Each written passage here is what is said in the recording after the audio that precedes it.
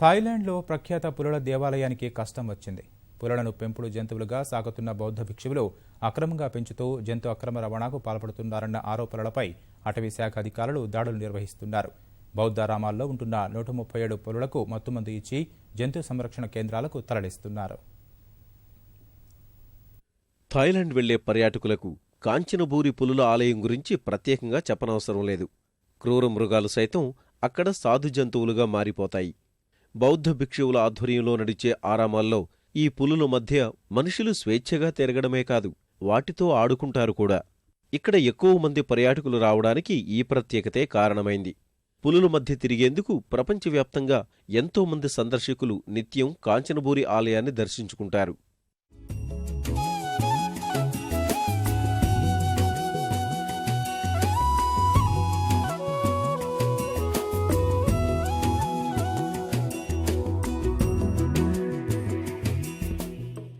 ఎంతో ప్రత్యేకత చాటుకున్న ఆలయం ఇప్పుడు వివాదాల సుడిలో చిక్కుకుంది.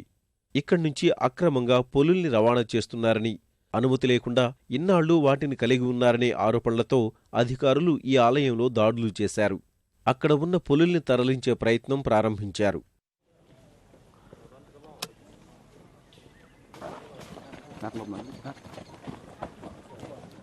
ప్రస్తుతం కాంచనబూరి ఆలయంలో 137 పులులు పర్యాటకుల్ని అలరిస్తున్నాయి.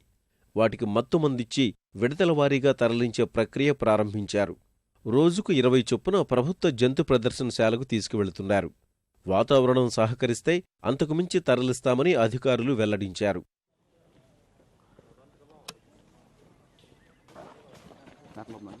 గత కొంతకాలంగా చాలా పులులు అదృశ్యమవుతున్నాయని, అక్రమ రవాణా జరుగుతోందని కొన్నేళ్లుగా ప్రభుత్వానికి ఫిర్యాదులందుతూ వచ్చాయి.